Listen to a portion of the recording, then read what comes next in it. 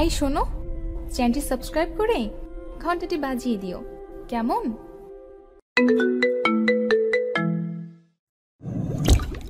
ইতিকা, তোমার চোখে পানি কেন? নিশ্চয়ই আনন্দের, আমার কাছে ফিরে আসার আনন্দের। আই এম সো হ্যাপি তুমি আমার কাছে আবার ফিরে এসেছো। ইতিকা ছলছল চোখে স্মিত হাসল। যাবে ওয়াসিম? কোথায়? এমন জায়গায় ইফতিহার ইনান যেখানে আমাদের হদিশ পাবে না। তবে তার আগে আমি আমার গ্রামের বাড়ি যেতে চাই। বেশ, তবে তাই হোক। ধীরে ধীরে ভোরের আলো ফুটতে শুরু করেছে। পাখিদের কিচিরমিচিরে মুখরিত। পার্কের একটি বেঞ্চিতে বসে আছেন ইনান এবং বাহরুল ইসলাম। কিছুক্ষণ আগেই তারা জগিং করতে পার্কে এসেছে। গতকাল আর বাড়ি ফেরেনি ইনান। বেশ রাত হওয়ায় বাহরুল ইসলাম তাকে নিজের সাথেই নিয়ে যান। এবার আমি যাই মামু, কাল রাতে বাড়ি ফিরিনি, মা জানলে নির্ঘাত আবার কোনো কাণ্ড বাঁধাবেন। না, নাস্তা করে যেতে পারবি না। তোর মামি গরম গরম পরোটা ভাজবে বলেছে। আমি তোকে না নিয়ে গেলে ভীষণ রাগ করবে। কিন্তু চুপ কর তো, বেশি বকিস না। চল আরেক দৌড় দিয়ে আসি। নাসরিন কিছু বললে আমাকে ফোন করবি, আমি তাকে বুঝিয়ে বলবো। সূর্যের আলোতে ঝলমলে রোদ্দুর আছড়ে পড়ছে বাগানের দিকে। ইনান ধীর গতিতে এগিয়ে যায় বাগানের দিকে। যদিও বাগানটার এখন আর তেমন যত্ন করা হয় না, তাই অধিকাংশ গাছ পচে মরে আছে। ইনান বাগানের চারদিকে চোখ বুলিয়ে সদ্য ফোটা একটি লাল টকটকে গোলাপ দেখতে পায়। গোলাপ হাতে নিতেই তির্যক দৃষ্টিতে তাকায় তার বারান্দার দিকে।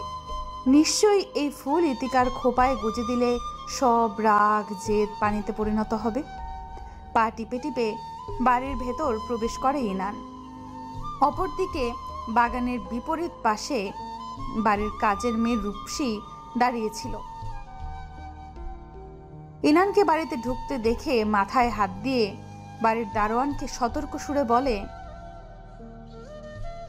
আজকে শেষ গো শেষ।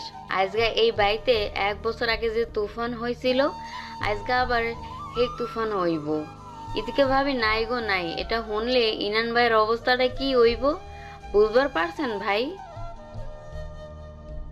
বাড়ির পরিবেশ একদম নিরিবিলি। ইনান তার বেডরুম, বারান্দা, ছাদ সবটা ঘুরে অবশেষে রান্নাঘরে পা বাড়ায়। মা কেমন আছো? ভালো। ইনান রান্নাঘরে একবার চোখ বুলিয়ে নেয়। ইতিকাকে না দেখতে পেয়ে কিঞ্চিত কপালে ভাঁজ পড়ে। মা ইতিবউ কোথায়? জানি না। জানি না মানে? সারাদিন সে তোমার সাথেই থাকে আর তুমি বলছো তুমি জানো না? আমার সাথে কি ফাইজলামি করছো?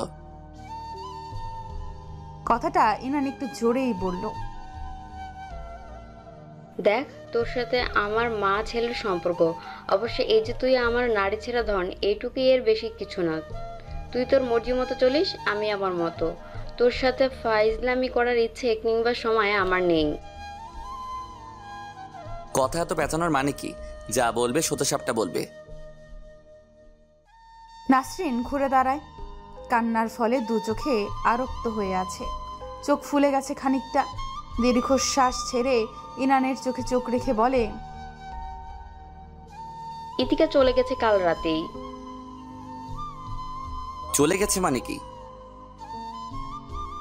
ইনানের কটাক্ষের স্বর।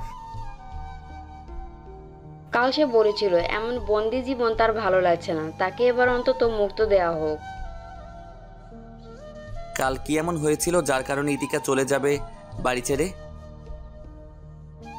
তুই তার কথা অবমূল্যায়ন করলি কেন? মেয়েটা রাতে অনেক কান্নাকাটি করেছে। আমি তাকে সোজাসুজি বলেছি, তাকে বাড়িতে যখন আমি এনেছি তখন মুক্তটাও আমি করে দিলাম। আর যদি ইচ্ছে হয় তবে থাকুক এই বাড়িতে, ইচ্ছে না হলে চলে যেতে পারে। তারপর সে চলে যায়। চাইলে বাড়ির সিসি ক্যামেরা চেক করে দেখতে পারিস। মা ইনান ধমকে উঠলে রাগটা হঠাৎ করেই মাথায় চড়ে বসেছে। কাকে রেখে কাকে গণধোলাই দেবে বুঝতে পারছে না সে। মিসেস নাসরিন চুপচাপ হাতের কাজ সারছেন, যেন ইনানের দিকে মন দেওয়া সবচেয়ে জঘন্যতম কাজ। মা, তুমি জানো ওয়াসিম বাইরে ওত পেতে আছে। একবার যদি ইতিকাকে পাই তবে তবে কিচ্ছু ভাল লাগছে না। নাসরিন এবারও প্রতি উত্তর করল না, তিনি তার কাজেই ব্যস্ত। ইনান দ্রুত বাড়ির বাইরে বেরিয়ে আসে। মেঝেতে পড়ে আছে একটু আগে ছিঁড়ে নেওয়া সেই ফুলটা। মিসেস নাসরিন মেঝেতে ফুলটা দেখে ঠোঁট বাঁকিয়ে হাসে। চাইলে তোর জীবনটাও এমন রঙিন ফোটা ফুলের মতো পবিত্র করতে পারতি, কিন্তু তুই বকে গেছিস। নিকশ কালো রাতের আধারে ডুবে আছে শহরখানি। 12 তলার বিল্ডিং এর ছাদে বসে শ্যাম্পেইনের বোতলে চুমুক দিচ্ছে ইনান। অলিদ তার পাশে বসে আছে থুতনিতে হাত দিয়ে। আর কত গিলবি, এবার তো থাম, নিচে চল, ঘুম আসছে আমার। অলিদের কথায় ঘুরে তাকায় ইনান। তার পাশে শ্যাম্পেইনের বোতলটা ছুঁড়ে মারে রাগ নিয়ে। সঙ্গে সঙ্গে বিকট শব্দে ভেঙে যায় বোতলটি। তরাক করে লাফিয়ে ওঠে অলিদ। আব্বে শালা কি করছিস? মারবি নাকি আমায়? তোর ঘুম আসছে? অদ্ভুত, তোর ঘুম আসছে? আমি গত 3 দিন নির্ঘুমে আছি, এখন আমার ঘুম আসছে না? আমার ইতি বউ কোথায়? তার হদিস এখনো পেলাম না আমি। নিশ্চয়ই ওয়াসিম নিয়ে গেছে তাকে, এর বাইরে আর কোনো অপশন নেই। কেননা ওয়াসিম ছেলেটাও গত 3 দিন থেকে নিখোঁজ। আর ভাবি এই শহরটা চেনে না, একমাত্র ওয়াসিম ছাড়া তাকে কেউ সাহায্য করবে না। চিরুনির তল্লাশি চালিয়েও খুঁজে পেলাম না। অদ্ভুত। ওয়াসিমের সঙ্গে যদি কোনো কিছু সত্যি সত্যি হয়, সে যদি ওয়াসিমের সঙ্গেই যায়, তবে কসম কলিজা টেনে ছিঁড়ে ফেলবো। বেয়াদব মেয়ে, সাহস দেখে আমি অবাক হচ্ছি, আমাকে বয়কট করে এক্স নিয়ে ভেগে গেছে। ইনান মাতাল ভঙ্গিতে কথাগুলো বলে আরেকটা শ্যাম্পেইনের বোতল ছুঁড়ে ফেলে। অলিদ জানে ইতিকা কোথায় আছে, তাই নিশ্চিন্তে দিন কাটাচ্ছে সে। এতদিন ইনানের পাগলের মতো অবস্থা দেখে বেশ মজা নিয়েছে অলিদ। অন্তত এই ছেলেকে কবজা করতে ইতিকার পালিয়ে যাওয়াটাই মোক্ষম ছিল। ইনানকে রাগাতে মুখ খুলল অলিদ। তুই এত রেগে যাচ্ছিস কেন? তোর জন্য মেয়ের অভাব হবে না, অন্তত আরেকটা বিয়ে করতে পারবি। যে গেছে যেতে দে, ইতিকাকে মুছে ফেল মন থেকে। অন্ধকারের ঝাপসা চোখে অলিদের অবস্থান বোঝার চেষ্টা করছে ইনান। অবশ্য কয়েক মিনিটে খুঁজেও পায়। তৎক্ষণাৎ ক্ষুধার্ত বাঘের ন্যায় ঝাঁপিয়ে পড়ে অলিদের উপর। হঠাৎ আক্রমণে মেঝেতে গিয়ে ঠেকে দুজনে। অলিদের মেরুদণ্ড যেন ভেঙে চুরমার হয়ে গেছে। অসহ্য ব্যথায় আর্তনাদ করার আগেই ইনান তার গাল চেপে ধরে। সাহস কম না তোর? আমার বউ আমি ছাড়বো মানে কি? এমনি এমনি বিয়ে করিনি, তাকে চাই বলে করেছি। আরে ছাড় শালা, যদি এতই দরদ থাকতো তবে সেদিন ইতিকার কথা রাখলি না কেন? বাড়ির বাইরে গেলি কেন? তার উপর মিথ্যা বলেছিস তুই মিটিংয়ে আছিস, কিন্তু তুই গোপন আস্তানায় ছিলি। অলিদের কথায় হাতের বাঁধন আলগা হয়ে যায় ইনানের। ইতিকা জানলো কি করে আমি মিটিংয়ে যাইনি, গোপন আস্তানায় গেছি? অলিদ এবার থতমত খেয়ে যায়। কি উত্তর দেবে ভেবে পেল না সে। অপরদিকে মাতাল ইনান ধীরে ধীরে নুইয়ে যাচ্ছে। শরীরের শক্তি তার ধীরে ধীরে ইতি টানছে। আজ সজ্ঞানে থাকলে, সত্যিটা জানলে অলিদের গর্দান নিতেও দুবার ভাবত না ইনান। তা ভেবে স্বস্তির নিঃশ্বাস ছাড়ে অলিদ। ভার্সিটিতে সুফিয়ার সাথে একটু কথা বলার জন্য দীর্ঘক্ষণ অপেক্ষায় আছে অলিদ। আজ তাদের এক্সামের শেষ দিন। এবারের এক্সামটা আর দেওয়া হলো না ইনান এবং অলিদের। তবে সুফিয়ার বাবা এক্সামের দরুনে মেয়েকে বাড়ি থেকে বের হওয়ার অনুমতি দিয়েছেন। যদিও সর্বাবস্থায় তাকে নজরদারিতে রাখা হচ্ছে। সুফিয়াকে আসতে দেখে এগিয়ে গেল অনিত। হেই, এক্সাম কেমন হলো সুফু? কচু পড়ে এক্সাম দিয়েছি, কোনো কিছু কমেন্ট পড়েনি। সামনের ছেলেটার কাছ থেকে সব দেখে লিখেছি, এক কথায় ফুল কপি। বাহ বাহ, এই তো আদর্শ স্টুডেন্ট। তোরা মাইয়ারা এটা ভালোই পারিস। একজাম হলে আমাদের মতো অবলা ছেলেদের একটু মিষ্টি কথা বলে পটিয়ে সুন্দরভাবে পুরো খাতাটা কপি করতে পারিস। অলিদের কথায় তেতে উঠল সুফিয়া। ঠাটিয়ে 2 চড় দেব। তোর মতো নাকি রে আমি? আমি ভালো স্টুডেন্ট, বাট এক্সামের আগে পড়তে পারিনি, তাই এমন দশা। সুফিয়ার কথার মাঝে এগিয়ে এলো সুফিয়ার গাড়ির ড্রাইভার। আপা, দেরি হয়ে যাচ্ছে, বাড়ি চলুন, স্যার আবার রেগে যাবেন। সুফিয়া কিছু বলার আগেই অলিদ আপাত মস্তক ছেলেটাকে দেখে নিল। দেখেই বোঝা যাচ্ছে অবিবাহিত ছেলে। অলিদ সুফিয়ার হাত টেনে পিছিয়ে নিয়ে ছেলেটার সামনে নিজে এগিয়ে আসে। আপনার স্যার কোথায়? অফিসে আছেন, আমাকে বলল আপাকে নিয়ে যেতে। বাড়ি ফিরবে কখন তোমার স্যার? মিটিং আছে, বেশ রাত করেই ফিরবেন। তোমার বউ আছে নাকি গার্লফ্রেন্ড? এবার অলিদের প্রশ্নে থতমত খেয়ে যায় ছেলেটি। চোখ ছোট করে সুফিয়ার দিকে একবার তাকিয়ে আবার অলিদের দিকে তাকায়। গার্লফ্রেন্ড আছে? বাহ বাহ, বেশ ভালো। তোমার স্যারের ম্যাডামকে ফোন করে আমি বলে দেব ওনার মেয়ে আমার সাথে আছে, আর স্যারকে তুমি ফোন করে বলবে সুফিয়া আপাকে তুমি বাড়ি পৌঁছে দিয়েছো। বুঝতে পেরেছো? কিন্তু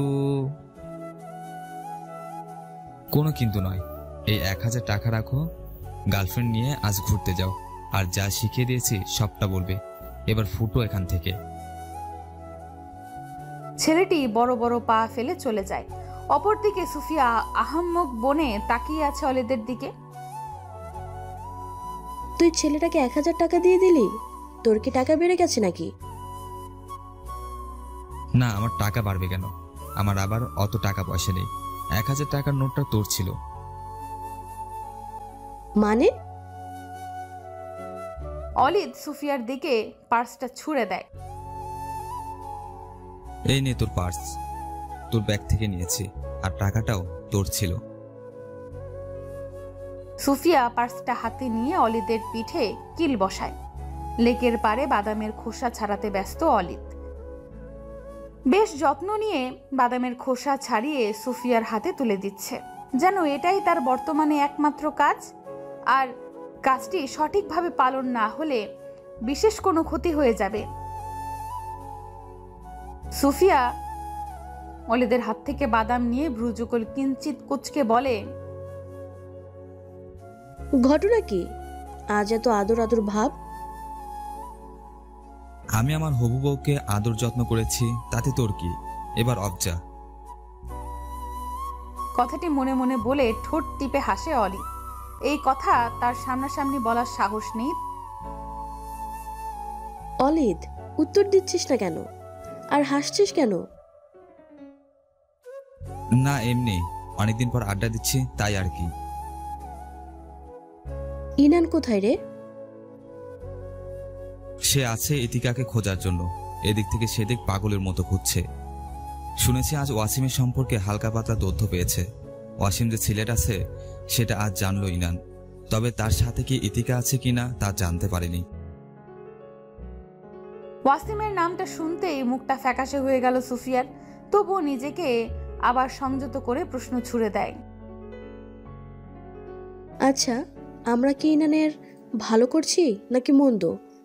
ছেলেটা যে রাত দিন এক করে মেয়েটাকে খুঁজছে, আর আমরাই যে ইতিকার ব্রেন ওয়াশ করে ওকে পালিয়ে যেতে সাহায্য করেছি, বিষয়টা যদি সে জানে তবে? বুঝতে পারছিস তুই? ভুলেও এই কথা মুখ থেকে বার করবি না শুভু। ইনান চিলের চোখ দিয়ে ঘুরে, বলা তো চায় না আমাদেরও সন্দেহের তালিকায় ফেলে দেবে। হ্যাঁ ঠিক। শোন, ইতিভাবে বাড়ি থেকে সেদিন রাতেই বেরিয়ে যায়। আমি ভেবেই নিয়েছিলাম সে হয়তো ফ্ল্যাটে আসবে। আমি গাড়ি নিয়ে মাঝ রাস্তায় দাঁড়িয়েছিলাম। আমি ভেবে রেখেছি দেখা তো হবে, তখন এক ব্যবস্থা করব, কিন্তু তিনি উল্টো পথে হেঁটে গেলেন। আগে ওয়াসিমের সাথে যোগাযোগ করে তার বাড়িতে পৌঁছে যায়। সেদিন রাতে দুজনে গ্রামে চলে যায়, আর ইতিভাবে ওয়াসিমের কাছে 7 দিন সময় চেয়েছে গ্রামে থাকার, আর ততদিন গা ঢাকা দেবেন তিনি।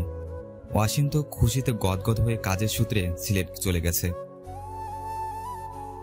7 দিন পর ইতিকা ওয়াসিমের সঙ্গে যেদিকে দু চোখ যায় চলে যাবে। কিন্তু বোকা ওয়াসিম তো জানে না তার বাবা সাহাবুদ্দিনকে আমি আগে সবকিছু জানিয়ে দিয়েছি, আর তাই তিনি কৌশলে তাকে সিলেট পাঠিয়ে দেয়। আর ইনান যদি ইতিভাবে সত্ত্বে রাজি থাকে তবেই সে বাড়ি ফিরবে। যদি ইনান নিজের মামুর কথায় এবারও টক্কর দেয় তবে আমাদের আর কিছু করার নেই, আমরা ইতিকাকে আড়াল করে দেব। ইব্রাহিম আঙ্কেল বলেছেন তার বন্ধুর বাড়িতে পাঠিয়ে দেবেন। আমি জানি তুই আঙ্কেল আন্টি সবাই ইতিকার বিষয় জানিস। যদি খবরটা ইনান পায় তবে কি হবে? আরেকটা অশান্তি শুরু হবে, তবে যা হচ্ছে হতে দে। প্রভাতের আলো ধীরে ধীরে বৃদ্ধি পাচ্ছে। দেখি স্বচ্ছ জলে পা ডুবিয়ে বসে আছে রমণী, দু চোখে তার উদাসীনতা, কোনো কিছু পাওয়ার অভিলাষ যে তাকে মুচড়ে দিচ্ছে ভেতরটায়, তা প্রকাশ করতে পারছে না সে। বিস্তীর্ণ দিঘিটায় ফুটে আছে কচুরিপানার ফুল। দেখি শেষ প্রান্তে আকাশ চিরে বেরিয়ে আসছে উত্তপ্ত রক্তিম লালের দিনমণিটা। সেদিকে উদাস দৃষ্টিতে তাকিয়ে আছে রমণী। দিঘির জলে দুপা নাড়িয়ে তৃপ্ত হচ্ছে বারংবার। মাথায় ঘোমটাটা সরিয়ে কোমর সমান ঢেউ খেলানো চুলগুলো একপাশে আঁচড়ে রাখে। এই সময় এই দিকটায় কেউ আসে না বললেই চলে। গ্রামের বাড়িটায় উঠান শেষে একটা বড় পরিষ্কার পুকুর আছে, সেই পুকুরটা ব্যবহার করে সবাই। অপরদিকে এই দিঘিটি ইতিকার ফুফির ঘর থেকে কিছুটা দূরেই। দিঘির পাড়ে বেশ কয়েকটা পাটাতন রয়েছে, যার কারণে ইতিকার বসতে বেশ সুবিধাই হয়।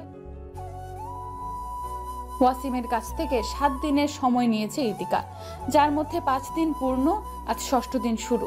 অপরদিকে ইনান প্রায় 4 বার এসেছে এই বাড়িতে। প্রতিবারই ইতিকা পালিয়েছিল রান্নাঘরে, ভাঙা আলমিরাটার পেছনে।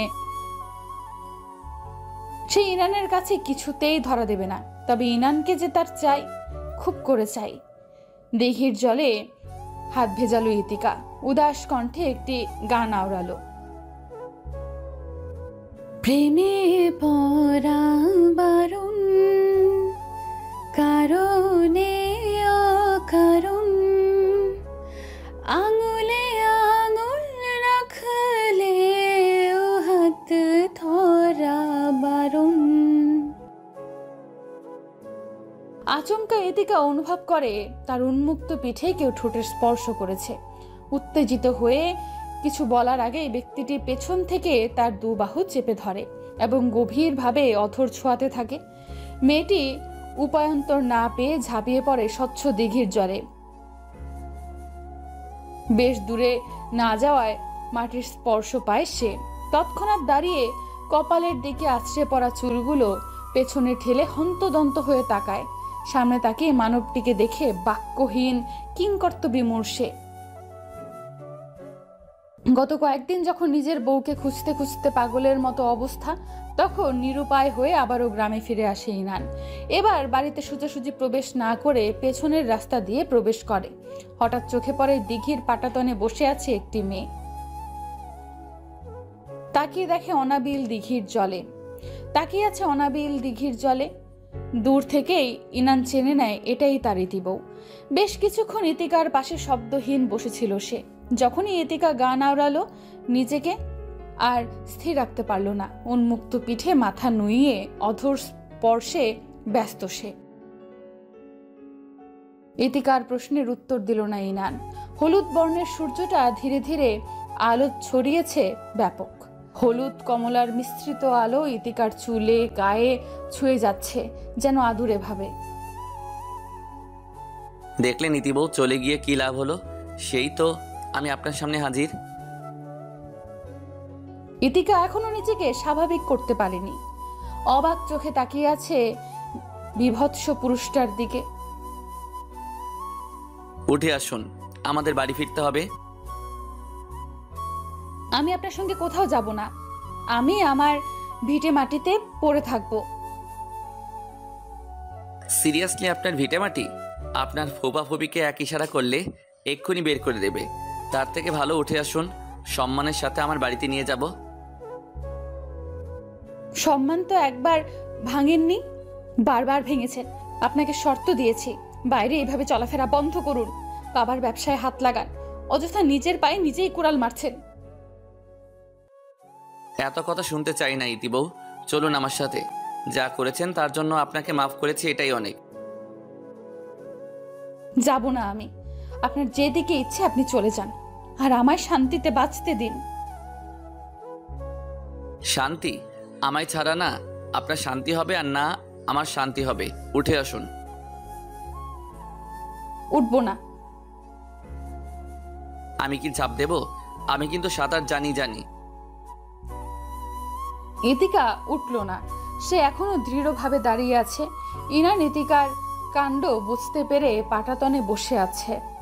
অপরদিকে ইতিকা ঠোঁট বাঁকিয়ে সাঁতার কেটে একটু মাঝামাঝিতে চলে যায়। ডুব সাঁতারে পানি থেকে লাফিয়ে উঠতেই ইতিকার দিকে তাকিয়ে ইনান বাক্রুদ্ধ হয়ে যায়। এ যেন জলপরি। সর্বাঙ্গ দেহে জলে টইটুম্বর, নাক ঠোঁট চুইয়ে চুইয়ে পানি টপ টপ করে পড়ছে দিঘির জলে। ইতিকা চুলগুলো পেছনে ঠেলে সূর্যের দিকে তাকায়। কিছুটা এগিয়ে এসে কচুরি পানার ফুল ছিঁড়ে কানে গুজে নেয়। ইনান তার দিকে তাকিয়ে বিড়বিড় করে বলে, আমার সর্বাঙ্গ সুন্দরী বউ, এত স্নিগ্ধ এতটা কোমলমতি তোমায় আগে লাগেনি। আজ তো আমার দিঘির অগাধ জলের উপরে ঈর্ষা হচ্ছে। আমার কোমলমতিকে ছোঁয়ার ভাগ্য তার হয়েছে, অথচ আমি কে? আমাকে রাখে দূরে আড়ালে তার ভালোবাসার আবডালে। ইতিকা ঘুরে তাকিয়ে ইনানকে উদ্দেশ্য করে বলে, ফিরে যান, আমি ফিরবো না আপনার সঙ্গে। আমার কি একটাই অপরাধ, আমি মামুর সঙ্গ দিচ্ছি বলে? যদি বলি হ্যাঁ তাই, আপনি আপনার মামুর সঙ্গতা ছেড়ে দিন। আমি কিন্তু আত্মীয়তা ছাড়তে বলিনি, সির্ফ সঙ্গতা, রাজনীতি, মারামারিগুলো ছাড়তে বলেছি। ইনান উঠে দাঁড়ায়। হঠাৎ তার রাগ মাথা চারা দিয়ে বেড়েছে। তাকে যেতে দেখে ঠোঁট বাঁকিয়ে হাসে ইতিকা। হাতে এক কোষ জল নিয়ে ছুঁড়ে দেয় ইনানের দিকে। জলের স্পর্শে ঘুরে তাকায় ইনান। ইতিকা কোমরে হাত গুজে বলে, অন্তত একটা কথা আমি নির্দ্বিধায় বলতে পারি, আমি যা বলি তা অক্ষরে অক্ষরে পালন করা ওয়াসিম ছাড়া এই ভুবনে কেউ করেনি। ছেলেটা মন্দ হলেও আমার জন্য আশীর্বাদ স্বরূপ। ইতিকা ঘুরে দাঁড়ায়। হলুদ সূর্যটার দিকে তাকিয়ে থাকে চোখ কুঁচকে। অপরদিকে ইনানের কাছে ইতিকার কথাগুলো ছিল আগুনে ঘি ঢালার মতো। রাগে হন্তদন্ত হয়ে মাঝপথে থেমে যায় ইনান। পকেটে বেশ শব্দ করে ভাইব্রেট হচ্ছে ফোন। নাসরিনের নাম্বার দেখে দ্রুত ফোন রিসিভ করে সে। হ্যাঁ মা, বলো কি হয়েছে?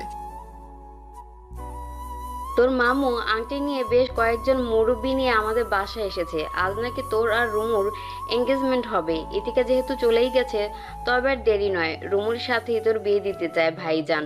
তোর বাপ রেগে বম হয়ে আছে।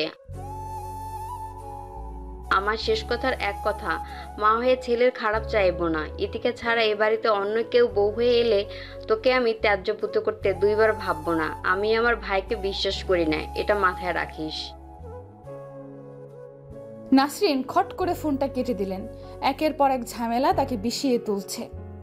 ইতিকাকে ছাড়া সে থাকতে পারবে না। অপরদিকে আজ একা বাড়ি ফিরলে ঝামেলায় পড়বে। কি করবে সে? তার মায়ের বলা শেষ কথাটা ভাবিয়ে তুলছে তাকে। ইনান অরিদের নাম্বারে কল করে কিছুটা স্থির কণ্ঠে বলে, আমি ইতিবউকে ছাড়া থাকতে পারবো না। আমার এখন কি করা উচিত? বলেদের মতো কথা বলিস কেন? এসব ভংসং ছাড়, ইতিভাবিকে নিয়ে থাক, দেখবি সুখে থাকবি। ইনান ফোন অফ করে আবারও দিঘির পাড়ে যায়। ইতিকা অন্যদিকে মুখ করে কচুরি পানার ফুল ছিঁড়তে ব্যস্ত। ইতিবউ, আমি যদি আপনার সব কথা মেনে নেই তবে কি ফিরে আসবেন? অবশ্যই। তবে বেশ, কবুল, আপনার সব শর্ত কবুল। ইতিকা ঘাবড়ে গেল। হঠাৎ ইনানকে এত নার্ভাস লাগছে কেন? ইনান ছটফট করে পানিতে নেমে যায়। ইতিকাকে ইশারা করে এগিয়ে আসতে। ইতিকাও জড় বস্তুর ন্যায় মুঠো ভর্তি কচুরি পানার ফুল নিয়ে এগিয়ে এলো ইনানের কাছে। ইনান ফুলগুলো নিজ হাতে তুলে নেয়। ইতিকার দিকে তাকিয়ে জোরে জোরে শ্বাস ছাড়ে। ফুলগুলো বাড়িয়ে এক গাল হাসি দিয়ে বলে, হাজারটা জড়তা হলে আমি আপনার কাছে আমার জীবন সমর্পণ করিলাম ইতি বউ। দ্বীপ্রহরে নীল আকাশটা হঠাৎ কালো মেঘে ঢেকে আছে, তার সাথে ভারী বর্ষণ। আধার পরিবেশে ক্ষণে ক্ষণে শোনা যাচ্ছে মেঘের গুম গুম শব্দ। ইনান শার্টের হাতা ভাঁজ করে বারান্দা থেকে মাথা তুলে একবার আকাশটা দেখে নিল। না, বৃষ্টি থামার নাম নেই। আজ যেন আকাশ উত্তাল হয়েছে ধরণী ভিজিয়ে সতেজ করার বাহানায়। সকালে ইতিকাকে নিয়ে বাড়ি ফিরতে চাইলেও ইতিকার ফুফা ফুফি কিছুতেই বাড়ি ফিরতে দিলেন না। তারা দুপুরে খাওয়া দাওয়ার আয়োজনে মত্ত হয়ে উঠলেন। আধার গ্রহণ শেষে শহরে যাওয়ার জন্য প্রস্তুত হচ্ছিল ইতিকা। হঠাৎ ভারী বর্ষণ শুরু, তারপরেই তারা বন্দী। একটা কথা ছিল। ইতিকার ভরাট কণ্ঠ শুনে ঘুরে তাকায় ইনান। ইতিকা দাঁড়িয়ে আছে জড়সড় হয়ে। বলুন। ওয়াসিম কোথায় আছে কিছু জানেন কি? গত 3 দিন তার কোনো খোঁজ পাচ্ছি না। ওয়াসিম নামটা শুনতেই ইনানের সর্বাঙ্গ যেন ঈর্ষায় জ্বলে পুরো ছারখার হয়ে যায়। এত মায়া কেন ছেলেটার জন্য? কিসের এত আকুলতা? আপনার তো দেখছি সবার জন্যই মাথা ব্যথা হয়, একমাত্র আমি ছাড়া। ইনান শান্ত সুরে কথাটা বললেও তার কণ্ঠে যে কতটা রাগ মিশ্রিত আছে তা ইতিকা ভালোভাবেই বুঝে নিয়েছে। সে হালকা করে ঢোক গিলে ইনানের দিকে তাকালো। আসলে তার সাথেই গ্রামে এসেছি, এরপর 2 দিন কথা হয়েছে, গত 3 দিন কোনো কথা হয়নি। তাই তাছাড়া সে আমার উপকার করেছে, আর তার খোঁজ খবর যদি আমি না রাখি বেইমানি হয়ে যাচ্ছে না বিষয়টা। ইতিকা সহজ স্বীকারোক্তি, তবে রাগ লাগলো ইনানের। 2 হাতের মুঠো করে এগিয়ে গেল ইতিকার দিকে। ইতিকা মাথা নুইয়ে 2 কদম পিছিয়ে যায়। তাদের অবস্থানের মাঝে আর সামান্য ব্যবধান আছে বলা চলে। ইনান বাজখাই গলায় কিছু বলার আগেই সেখানে উপস্থিত হয় ইতিকার সমবয়সী ফুফাতো বোন মিহি। ইতিকা, আম্মা তোকে ডাকে। ইতিকা ইনানকে ঠেলে সরে যায়। দ্রুত মাথায় ঘোমটা টেনে বারান্দায় পার করে ঘরে প্রবেশ করে। মিহি থতমত খেয়ে তাকিয়ে আছে ইনানের দিকে। সে বুঝতে পারেনি ইতিকা এবং ইনান দুজনে এত কাছে ছিল। এইভাবে যদি বুঝতো তবে ভুলেও এদিকটায় পা বাড়াতো না। মিহি, এদিকে আসো। ইনানের ডাক শুনে স্থির হয়ে দাঁড়িয়ে যায় সে। কিছু বলবেন দুলাভাই?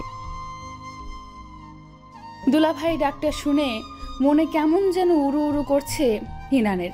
তার ঠোঁটের কোণে হাসির আভাস পাওয়া গেল। এক হাত কোমরে দিয়ে অন্য হাত দিয়ে সামনে থাকা চুলগুলো বেশ স্টাইল করে পেছনে সরিয়ে ঘুরে তাকালো সে। বুকের বাম পাশটায় আবেগী ভঙ্গিতে হাত দিয়ে নিজেও বিড়বিড় করে বলে, দুলাভাই। দুলাভাই কিছু বলবেন? ইনান আবারও ঘুরে তাকায়। হাত ইশারায় ডাকতে থাকে মিহিকে। আমাকে এত ভয় পাও কেন? সবসময় দূরে দূরে থাকো, অদ্ভুত। আমাকে দেখলেও ছুটে পালিয়ে যাও। কই, আমি আবার কখন পালালাম? মিথ্যা বলছো আমার সঙ্গে? মিহি এবার থতমত খেয়ে যায়। মিনমিনিয়ে চোখ ছোট ছোট করে বলে,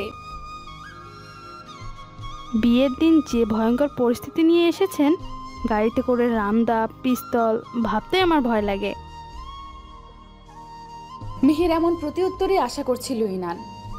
মুখে গম্ভীর্য ভাব রেখে বলে, আমি ছেলেটা খারাপ নই, আর এখন আরো ভালো হয়ে যাব। তোমার বোনের পবিত্র ছোঁয়া পেয়েছি কিনা আমার সাথে বন্ধুত্বপূর্ণ সম্পর্ক রাখতে পারো। যাই হোক, একটা প্রশ্ন করি তোমায়, আমার সোজাসাপটা উত্তর চাই। জি বলুন। এই কয়েকদিন আমার অনুপস্থিতিতে ইতিবউ কি আমায় মিস করেছে? তোমায় কিছু বলেছে সেই ব্যাপারে? রাত দিন এক করে কেঁদেছে, নির্ঘুম রজনী পার করেছে, খাওয়া দাওয়া তো প্রায় ছেড়েই দিয়েছিল। এবার আপনি বুঝেন সে কি আপনাকে মিস করেছিল? আমার জন্য নাকি অসীমের জন্য কেঁদেছিল, বিশ্বাস করব কি করে? বিশ্বাস অবিশ্বাস সম্পূর্ণ আপনার বিষয়। আমি সত্যটাই বলেছি, এর বাইরে আমার আর কিছু বলার নেই দুলাভাই। টিনের চালায় ঝমঝম বৃষ্টির শব্দ ক্রমশ বেড়ে চলেছে। বিদ্যুৎ নেই বিকেলের পর থেকে। ঘরে লণ্ঠনের লাল টিমটিমে আলোর পাশে বসে আছে ইনান। ইতিকার সাথে আর খুব একটা কথা হয়নি, অবশ্য মেয়েটাই কেমন যেন দূরত্ব নিয়ে চলছে, কিন্তু কেন বুঝতে পারছে না সে। প্রায় সন্ধ্যা পেরিয়ে রাত হয়ে গেছে। আকাশের হাক ধীরে ধীরে ক্রমশ বেড়েই চলেছে। ইতিকা রুমে ঢুকলো ভেজা চুল নিয়ে, গায়ে তার এক রাঙা লাল শাড়ি, শাড়িটির কিনারায় বেগুনি সুতার কাজ। লণ্ঠনের টিমটিমে আলোতে বেশ দেখতে লাগছে মেয়েটাকে।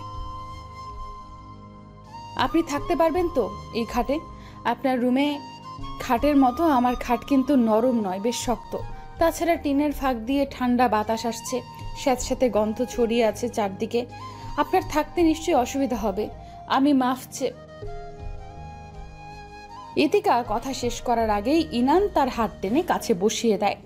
ভেজা চুলগুলোতে হাত বুলিয়ে মত্ত হয়ে যায় ভেজা চুলের গ্রানে। ইতিকা চোখ বাঁকিয়ে তাকায় ইনানের দিকে। ছেলেটা যে এখন প্রমত্ত হয়ে আছে বেশ ভালোভাবেই বোঝা যাচ্ছে। কিছু বলছেন না যে? চুল ভেজা কেন? গোসল করেছো এই রাতে? না না, আসলে পুকুর পাড়ে গিয়েছিলাম একটা কাজে, ভিজে গেছি, তাই একেবারে পুকুর থেকে গোসল করে এসেছি। একা কেন গেলে? আমাকে নিয়ে যেতে, দুজনে একসাথে ভিজতাম। এটা আপনার শহর নয়, রোমান্টিক মুড নিয়ে আমাকে সহ ভিজবেন। এটা গ্রাম। আমরা স্বামী স্ত্রী হলেও সবাই কুবাত রটিয়ে দেবে। ইনান খানিকটা সরে গেল ইতিকার পাশ থেকে, থম মেরে বসে রইল হারিকেনের দিকে তাকিয়ে। ইতিকা বুঝতে পারছে না হঠাৎ কি হলো ছেলেটার। রেগে গেলেন কেন? আমি কি ভুল বলেছি? ওয়াসিমের সাথে যখন প্রেম করতে তখন কি তোমার গ্রামের মানুষ কুবাত রটায়নি? ইতিকা নড়ে উঠল। প্রতিটি কথার ভাজে ভাজে ওয়াসিমের কথা না তুললে মনে হয় ছেলের শান্তিই নেই। ওয়াসিমের সাথে আমার প্রেম গ্রামের সবাই জানতো। তাছাড়া আমাদের দেখা হতো খুব কম। যতবার দেখা করেছি মিহি দূর থেকেই আমাদের পাহারা দিয়েছে। আর একটা কথা, আপনার কথাবার্তার ধাঁচে অন্য কিছু প্রকাশ পাচ্ছে। আমি প্রেম করেছি এই না, সতীত্ব বিলীন করেছি। ওয়াসিম শুধু একবার আমার হাত ছোঁয়ার অনুমতি পেয়েছে, এছাড়া বেশি কিছু নয়। কথাগুলো শেষ করে উঠে চলে গেল ইতিকা। এখানে আর বসে থাকার মতো কোনো যুক্তি পেল না সে। টিনের ফাঁক দিয়ে হু হু করে ঠান্ডা বাতাস ঢুকছে রুমে। লণ্ঠনের টিমটিমে আলোতে তাকিয়ে আছে ইতিকা, দু চোখ ঘুমবিহীন, মাথায় চেপে আছে হাজারটা চিন্তা। পাশে শুয়ে আছে ইনান। বৃষ্টির গতি থেমে গেছে প্রায় অনেকক্ষণ যাবৎ। দূর থেকে কানে আসছে আকাশের গুমগুম শব্দ। হঠাৎ দমকা বাতাস শুরু। লণ্ঠনের তেল ফুরিয়ে যাওয়ায় নিভে গেছে তৎক্ষণাৎ। আকাশের ডাক হঠাৎ প্রবলভাবে বৃদ্ধি পেয়েছে। মেঘের গর্জনে যেন পুরো ঘরটাই নড়ে উঠছে। ইতিকা ভয় পেয়ে যায়, আঁকড়ে ধরে গায়ের কাঁথাটা। আকাশের প্রতিধ্বনিকে মাতিয়ে ঝুমঝুম বৃষ্টি শুরু। গায়ে কাটা দিয়ে উঠল ইতিকার। অন্ধকার রুম, তার সাথে আকাশের এমন বিভৎস ডাকে দু আঙুল কানে গুঁজে দিল। তাতেও কোনো লাভ নেই। আজ বজ্রপাত যেন তাকে ভয় দেখাতে প্রস্তুত। এমন ভীতিকর পরিস্থিতিতে কান্নার মতো অবস্থা ইতিকার। আজ যদি পাশে মিহি থাকতো তবে তার হাতটা জড়িয়ে রাখতো, দুজনে মিলে কথার তালে ভয়টা কাটিয়ে তুলতো। তবে এখন পাশে আছে ইনান, যাকে সে চাইলেও ছুঁয়ে দিতে পারবে না, বলতেও পারবে না আমার ভয় লাগছে, জড়িয়ে নিন আমায় আপনার বক্ষ পিঞ্জরে। মানুষটার কি ঘুম পাচ্ছে? মানুষটা কি শান্তিতে ঘুমাচ্ছে? আকস্মিক অন্ধকার রুমটা বিদ্যুৎ চমকানিতে আলোকিত হয়ে যায়। আকাশ থেকে আছড়ে পড়ে বজ্রপাত, তৎক্ষণাৎ যেন কেঁপে ওঠে ধরণী। ইতিকা ভয় আড়ষ্ট হয়ে যায়। সহসা পেছন থেকে কেউ তার ঘাড়ে বেশ জোরেই দেয় টান। কিছু বুঝে ওঠার আগে ইনানের বক্ষপিঞ্জরায় আড়াল হয়ে যায় সে। ভয় পাবেন অথচ মুখ ফুটে বলবেন না, বললে কি জাত চলে যাবে? ইতিকা কথার উল্টো পিঠে আর কথা খুঁজে পেল না। কিছু বলতে যাবে তার আগেই কপালে অনুভব করে উষ্ণ ছোঁয়ার। ইনান বেশ গভীরভাবে তার কপালে অথর ছুঁয়ে দিয়েছে। যখনই ভয় পাবে, একা একা লাগবে, নিঃসঙ্গতায় ভুগবে আর কাঁদতে ইচ্ছে হবে, চলে এসো এই রক্তটা মানুষটার বক্ষস্থলে, যে তোমায় সঙ্গ দিতে সর্বদা প্রস্তুত। ইতিকা মাথা তুলে তাকাতে চাইল ইনানের দিকে, কিন্তু অন্ধকার ঘরটায় রকচটা ব্যক্তির মুখটা দেখতে পেল না। ক্রমশ বাড়তে থাকে বিদ্যুৎ ঝলকানি। ইতিকা গুটিয়ে যায় ইনানের বক্ষস্থলে। ভয়টা যেন নিমেষে পতিত হয়েছে তার মন থেকে। বসার ঘরে বেশ চিন্তিত মুখ নিয়ে সিগারেট টানতে ব্যস্ত বাহরুল ইসলাম। তার সামনে বসে আছে ইফতিহার ইনান। তুমি তাহলে ওই মেয়েটার জন্য নিজের মামার প্রস্তাব নাকচ করলে? বাহ, এই ছিল এতদিনে কোলে পিঠে মানুষ করার ফল। রুমুকে আমি নিজের বোনের চোখে দেখি মামু, তার সাথে বিয়ের প্রসঙ্গ এলো কি করে? আমি তো আর তোমায় নিজের ছেলে ভাবিনি, আমি নিজের বাড়ির জামাই করার আশায় ছিলাম।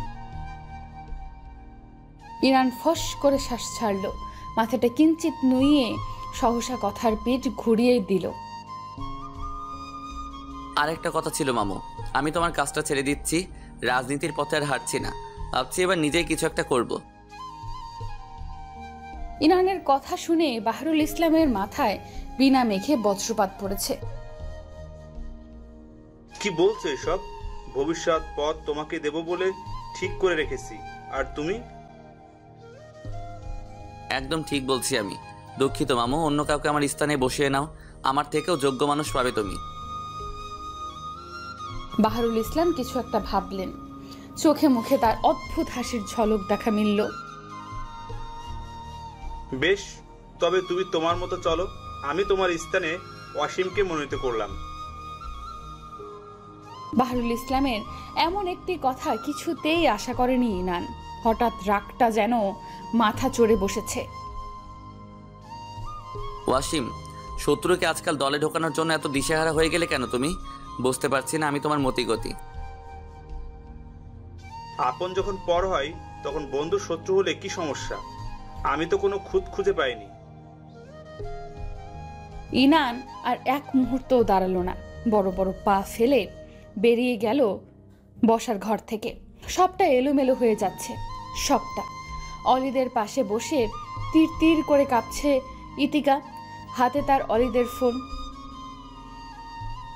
ফোনের বিপরীত থেকে শোনা যাচ্ছে কর্কশ কণ্ঠের ওয়াসিমের কথা, যে কিনা এক নাগারে বকে যাচ্ছে ইতিকাকে।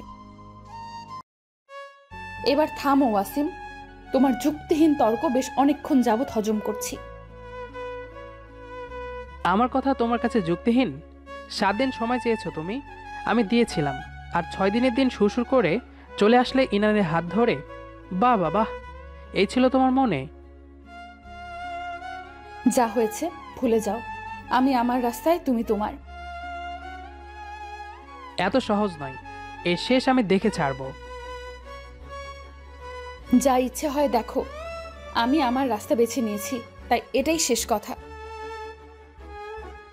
ইতিকা কথাটা বলে ডান হাতের উল্টো পিঠে চোখের পানি মুছে নেয়।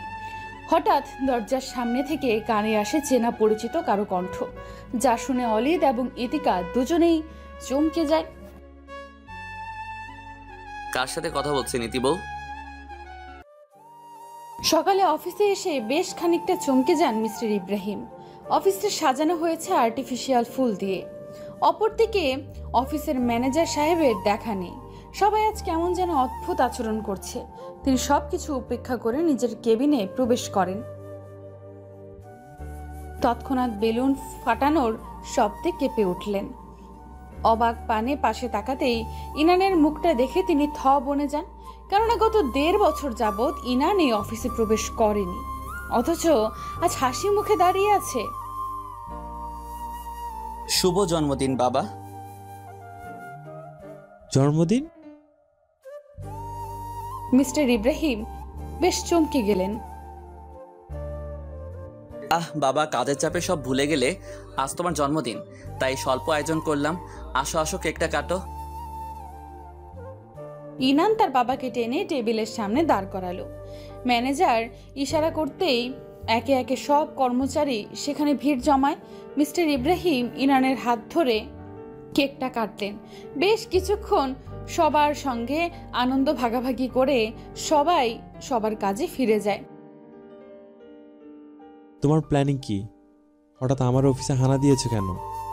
নিশ্চয়ই তোমার মামু পাঠিয়েছে আমার বিরুদ্ধে রেষারেষি করতে। বাবা, ভুল বুঝছো কেন? আমি রাজনীতি ছেড়ে দিয়েছি। শুধু রাজনীতি? তোমরা কি রাজনীতি করতে? তোমরা করতে মাস্তানি। তোমাদের কর্মকাণ্ডকে কেউ রাজনীতি বলবে না। তোমার মামু তো তোমায় চামচা হিসাবে রেখেছে। যাও, চামচাগিরি করো। বাবা প্লিজ, আমার এখন এসব কথা শুনতে ভালো লাগছে না। আমি আজ থেকে তোমার অফিসে বসবো। তুমি আমায় একটু একটু করে সব কাজ শিখিয়ে দেবে। হঠাৎ আমার পরিশ্রমের গড়া এই ব্যবসার পেছনে পড়লে যে? মিস্টার ইব্রাহিমের কথার মার প্যাচে বিরক্ত হয়ে যায় ইনান। বাবা, আমাকে একবার সুযোগ দাও, আমি সবটা ঠিক করে দেব। বদলে যাব প্লিজ বাবা, একটা সুযোগ। তোমার কি ধারণা তুমি শান্তিতে বাঁচতে পারবে? আশেপাশে যা শত্রু আছে এবার হামলে পড়বে তোমার উপর। নিজেকে বাঁচানোর মতো কোনো পরিস্থিতি পাবে না তুমি। আর বর্তমানে সবচেয়ে বড় শত্রু তোমার মামু। তার অপকর্মের সবটাই তুমি জানো। আর তুমি মুখ খোলা মানে তার কত বড় ক্ষতি আশা করি বুঝতে পারছো। দেখো বাবা, যা হবে ভালোর জন্য হবে। আমি অস্ত্র জমা দিয়েছি, এই নয় যে অস্ত্র চালানো ভুলে গেছি। রাজনীতির পথ থেকে বেরিয়ে আসলেও আমি কিন্তু টেকনিক ভুলে যাইনি। বাই দ্য ওয়ে, আর দেরি করো না, তুমি দ্রুত বাড়ি ফিরে যাও বাবা। বাড়ি ফিরবো? কিন্তু কেন? আজ সারাদিন মায়ের সাথে ঘুরবে, যেখানে ইচ্ছে যাবে, কেউ বাধা দেবে না। দেরি করছো কেন? জলদি যাও। আমার অনেক কাজ আছে অফিসে, অন্যদিন যাব। বাবা, ম্যানেজার আঙ্কেল আমায় সব কাজ বুঝিয়ে দেবেন। তুমি যাও তো, দ্রুত বাড়ি যাও। ইনান দ্রুত তার বাবাকে নিয়ে অফিসের বাইরে চলে যায়। গাড়িতে উঠিয়ে ড্রাইভারকে ইশারা করে বাড়ির উদ্দেশ্যে রওনা দেওয়ার জন্য। মুহূর্তেই গাড়িটি শান বাজিয়ে ধুলো উড়িয়ে ছুটে চলে তার আপন গন্তব্যে। রাত প্রায় 12টা। অফিসের কাজ বুঝতে বুঝতে বেশ সময় চলে গেছে আজ ইনানের। কিছুক্ষণ পর ইনান লক্ষ্য করে তার পেছনে একটি ট্রাক তাকে ফলো করছে। বিষয়টি বুঝতে পেরে গাড়ির স্পিড বাড়িয়ে দেয় সে। মুহূর্তেই ট্রাকের স্পিডও বেড়ে যায়। ইনানের বুঝতে আর বাকি নেই শত্রুপক্ষকে একা পেয়ে তাকে মারতে চেষ্টা চালাচ্ছে। ইনান গাড়ির স্পিড বাড়িয়ে দিয়ে একটি 3 রাস্তার মুখে চলে গেল। গাড়ি ডানে ঘুরিয়ে পেছনের ট্রাক ড্রাইভারকে বোকা বানিয়ে বামে রাস্তায় সরিয়ে নিল গাড়িটি। মুহূর্তেই ফুল স্পিডে ইনান ট্রাক ড্রাইভারের নাগালের বাইরে চলে যায়। এবারের মতো নিজের জয় জেনে ঠোঁটের কোণে বাঁকা হাসি রেখে ফুটে উঠল তার। গায়ে কাঁথা জড়িয়ে ঘুমের ভান করে শুয়ে আছে ইতিকা। ইনান ওয়াশরুম থেকে একবার আর চোখে তাকালো তার দিকে। ইতিকা যে অভিনয় করছে বুঝতে পেরে বাঁকা হাসলো সে। ড্রেসিং টেবিলের সামনে চুলগুলো ব্রাশ করে আরেকবার আর চোখে তাকালো ইতিকার দিকে। ইতিকার দুষ্টু বুদ্ধি বুঝতে পেরে ইনান বলে, চোর চুরি করছে অথচ পর্দার নিচে তার পা দেখা যাচ্ছে। অদ্ভুত, এতে আর চুরির মজা হলো? আপনি ঘুমিয়ে আছেন ইতি বউ, কিন্তু আমি আয়নায় আপনার জাগ্রত মুখখানা দেখছি। আশ্চর্য, এটা কি অতি ভালোবাসার টান? ইনান কথাটা বলেই ঘুরে তাকালো। ইতিকা কাঁথা আঁকড়ে ধরে ঠটকিছে, হাসছে। ছেলেটা ঝটপট এগিয়ে গিয়ে কাঁথা সহ ইতিকাকে কোলে তুলে নেয়। আমায় লুকিয়ে দেখার কিছু নেই ইতি বউ। এই ঘরে তো আপনি ছাড়া আর কেউ নেই। আমাকে সামনাসামনি ভরা অনুভূতি চোখ নিয়ে দেখবেন। অন্তরালে লুকিয়ে প্রিয় মানুষটিকে দেখার অনুভূতি আর সামনাসামনি দেখার অনুভূতির মাঝে আকাশ পাতাল তফাৎ। আড়ালে এক দৃষ্টিতে আমি আপনার দিকে তাকিয়ে থাকবো, খুঁটিয়ে খুঁটিয়ে দেখব, একটু লাজুক হাসবো, যাকে বলে একপাক্ষিক অনুভূতি। আমাকে আমার মতো অনুভব করতে দিন। সামনাসামনি দেখলে কি হবে ইতি বউ? যদি বলি আমার সবচেয়ে বেশি সংকোচ আপনার চোখে চোখ রাখা। আপনার চোখের গভীরতা আমি বুঝি না, আর তাকালেও আমি হারিয়ে যাই। ইনা নীতিকাকে আরেকটু কাছে টেনে আনে, কপালে অধর ছুঁয়ে ফিসফিস করে বলে, আমার চোখের দিকে তাকান। তাকাবো না। তাকাতে বলেছি আমি, তাকান। না, তাকাবো না। না তাকালে ফেলে দিব কিন্তু। দিলে দিন, তবু আমি তাকাবো না। 1 থেকে 3 গুনবো, তার মধ্যে না তাকালে সত্যি ফেলে দিব। 1। বললাম তো তাকাবো না। 2। তাকাবো না। 3। তাকাবো না। ইতিকা ভেবেছিল ইনান হয়তো তাকে ফেলে দেবে না, কিন্তু তার আশায় 1 বালতি জল ঢেলে দিয়েছে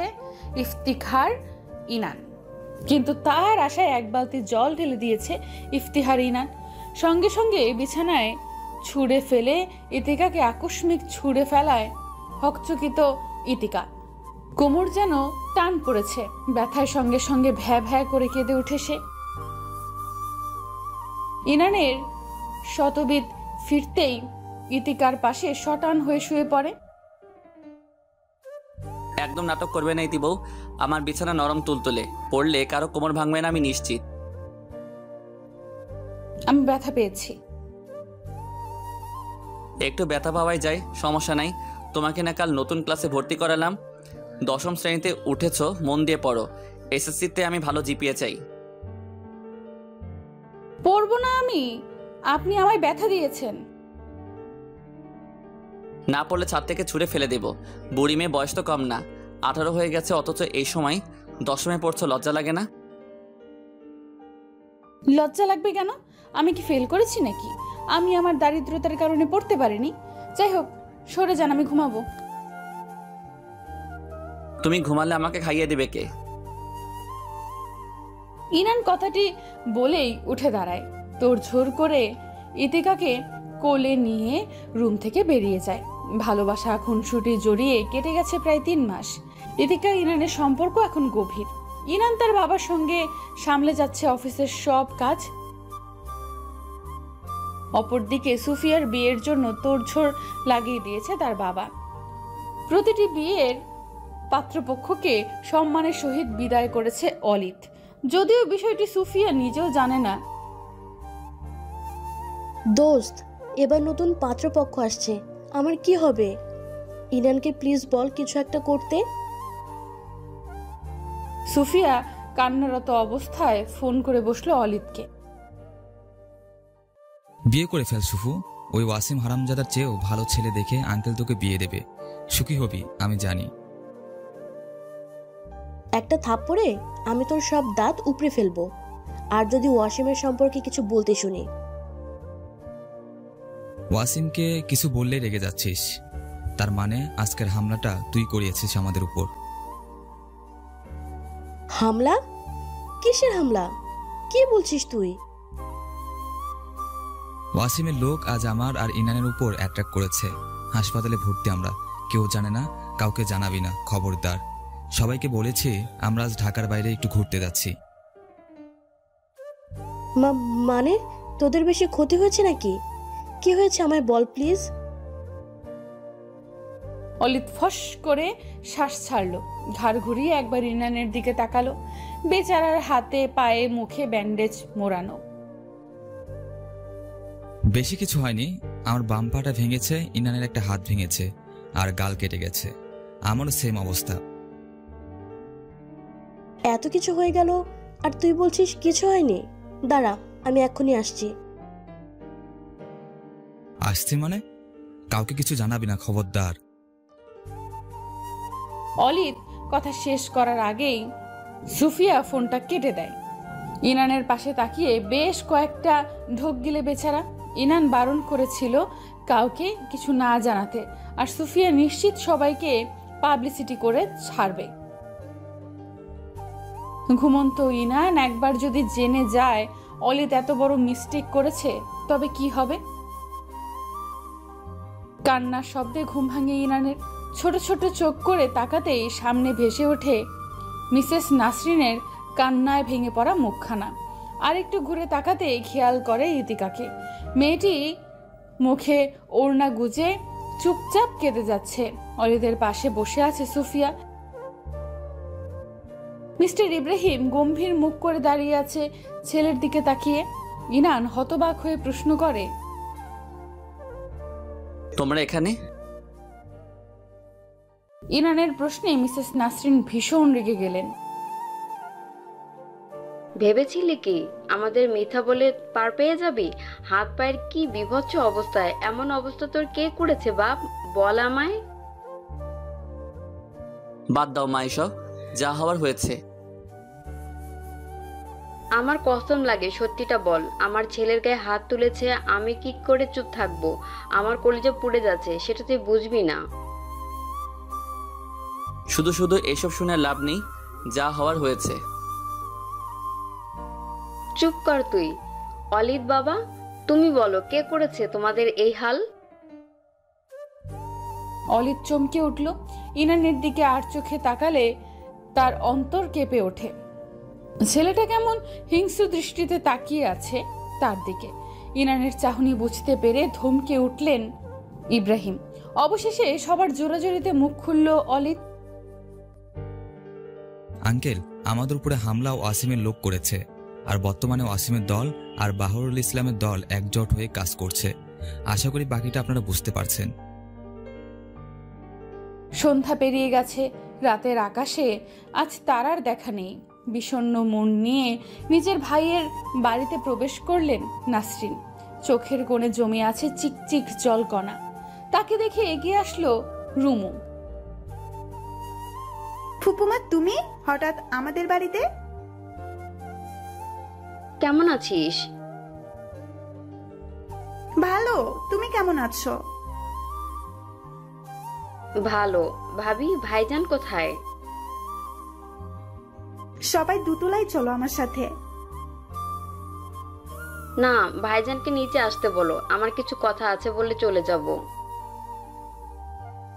নাসরিনের বিষণ্ণ মুখের কথা শুনে চুপসে যায় রুমু। কিছু না, তোর বাবাকে ডাক। রুমু দাঁড়ালো না, ছুটে চলে যায় তার বাবাকে ডাকার জন্যে। কিরে, কেমন আছিস নাসরিন?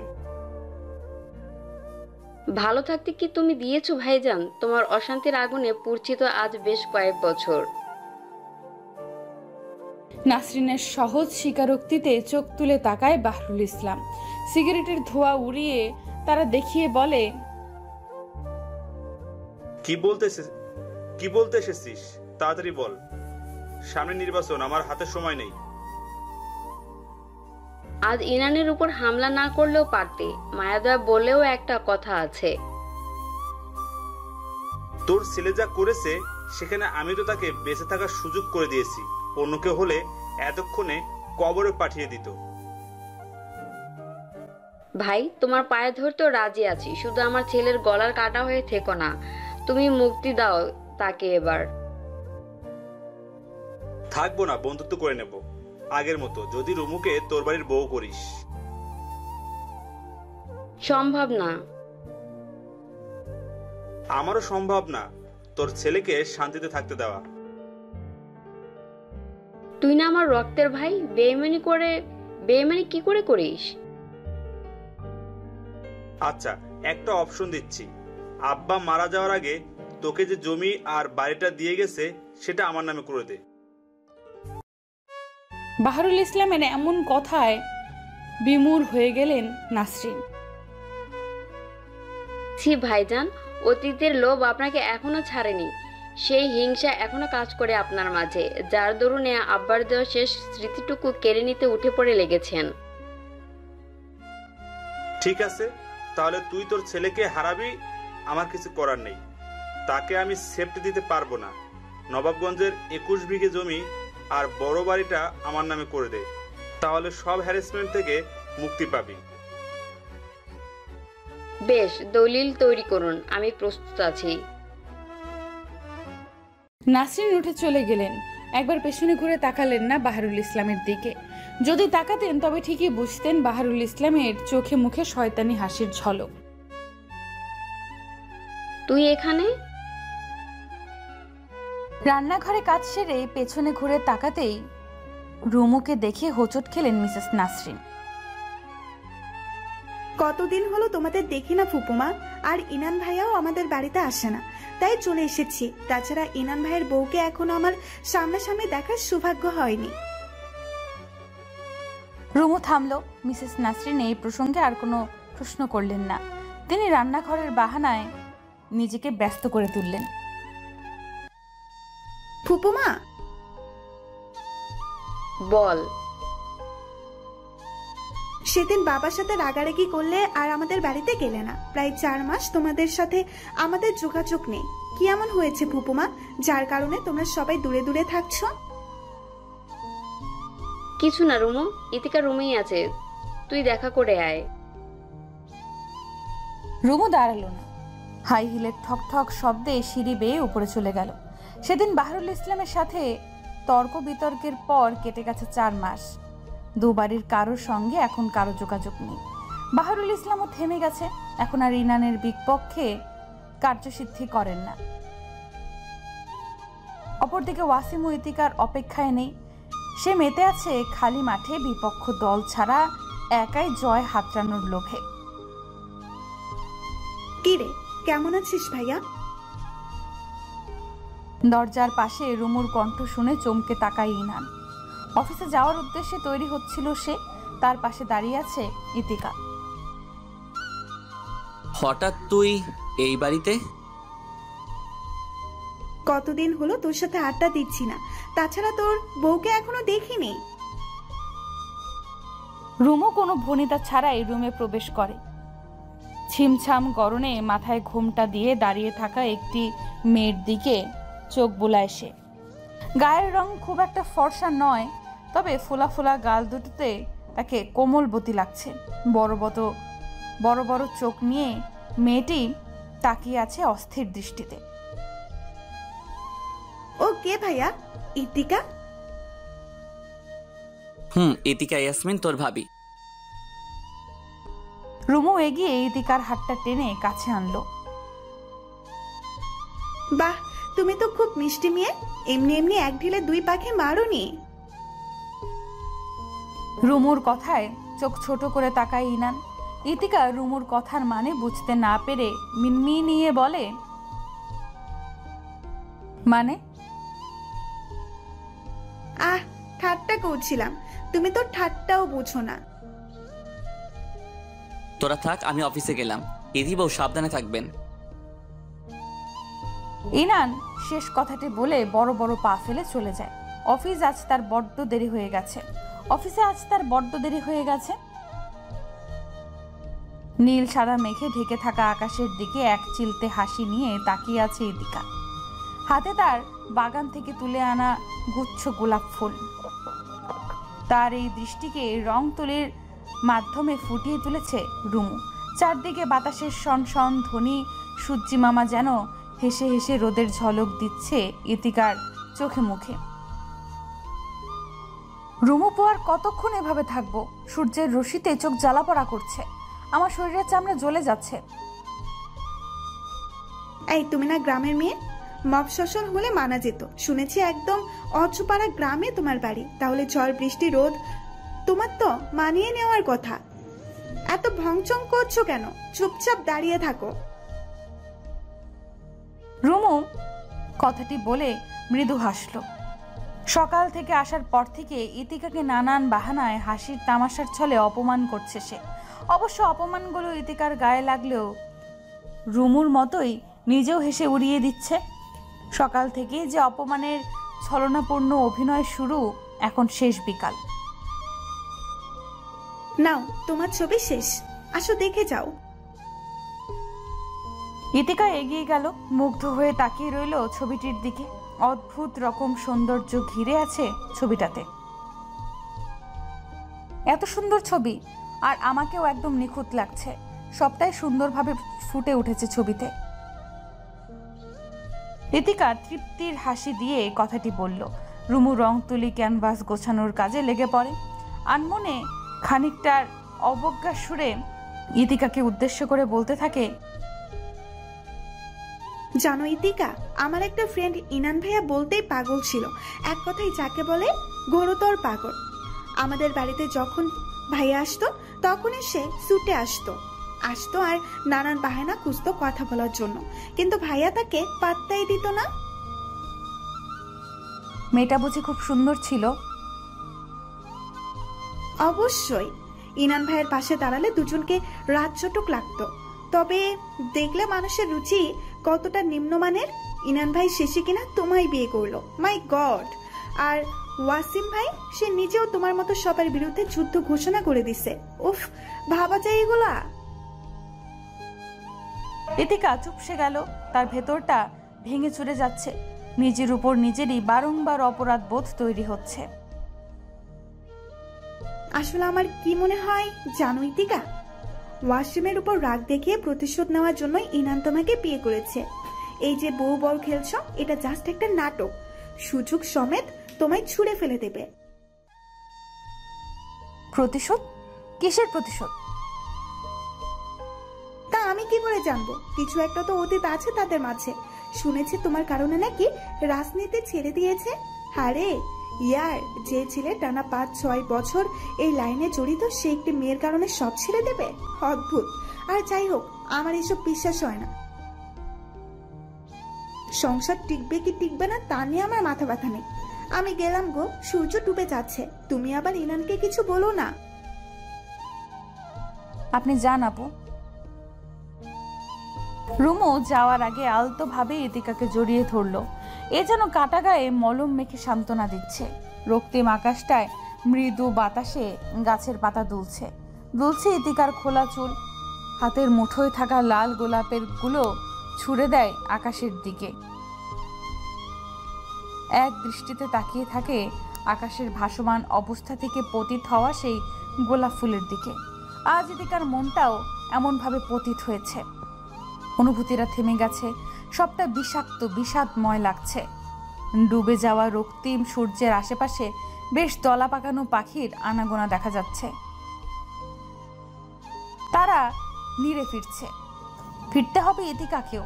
তাই চোখের কোণে জমে থাকা জল মুছে নিয়ে নিচে চলে যায়। রাত 10টার পর বাড়ি ফিরে আসে ইনান। ক্লান্ত শরীরটা মুহূর্তেই এলিয়ে দেয় সোফায়। আর চোখে ইতিকার দিকে তাকালো। আজ মেয়েটাকে কেমন চুপচাপ লাগছে, হয়তো পড়ছে তাই। ইনান ক্লোজেট থেকে জামা নিয়ে ওয়াশরুমে চলে যায়। ফ্রেশ হয়ে তোয়ালে দিয়ে মাথা মুছতে মুছতে দাঁড়ায় ইতিকার পাশে। পড়া শেষ হয়নি এখনো? না। আচ্ছা, পড়ুন। ইনান ক্লান্ত শরীর নিয়ে বিছানায় শুয়ে পড়ে। কিছুক্ষণ পর রূপসী এসে ডেকে যায় ডিনার টেবিলে যাওয়ার জন্য, কিন্তু ইতিকা খাবে না বলে নাকচ করে দেয়। তাতে বেশ খানিকটা অবাক হয় ইনান। আফা, আপনি সন্ধ্যার সময়ও কিছু খাইলেন না, এখনও ভাত খাইবেন না? খালাজান শুনলে আমার ধমকায় আবার পাঠাইব। আপনি খাইতে আইয়েন। আমি খাবো না, তুমি আম্মুকে বলে দাও। শরীর কি খারাপ আপনার? এমন ব্যারাজ হয়ে গেলেন কেন আজকে? তুমি যাবে নাকি আমি উঠে যাব পড়া ছেড়ে? ইতিকার কথার গম্ভীরতায় সন্দেহের বাতি জ্বলে ওঠে ইনানের মনে। ইনান রূপসীকে চলে যাওয়ার জন্য ইশারা করতেই সে চলে যায়। ইনান উঠে এসে ইতিকার সামনে দাঁড়ায়। খাবে চলুন, পরে পড়লেও চলবে। খাবো না, আমি খিদে নেই। হঠাৎ খিদে নেই কেন? কার সাথে কি খেয়েছে? আপনার খাওয়ার হলে আপনি খেয়ে আসুন, আমার সাথে জোরাজোরি করবেন না। জোর জবরদস্তি আমার ভালো লাগছে না আর। ইতিকা যতটা সহজে কথাটা বলে দিয়েছে ঠিক ততটাই সহজে কথাটা হজম করতে পারলো না ইনান। ইতিকার দিকে বিমূঢ় হয়ে তাকিয়ে আঙুল নাচিয়ে শান্ত সুরে বলে,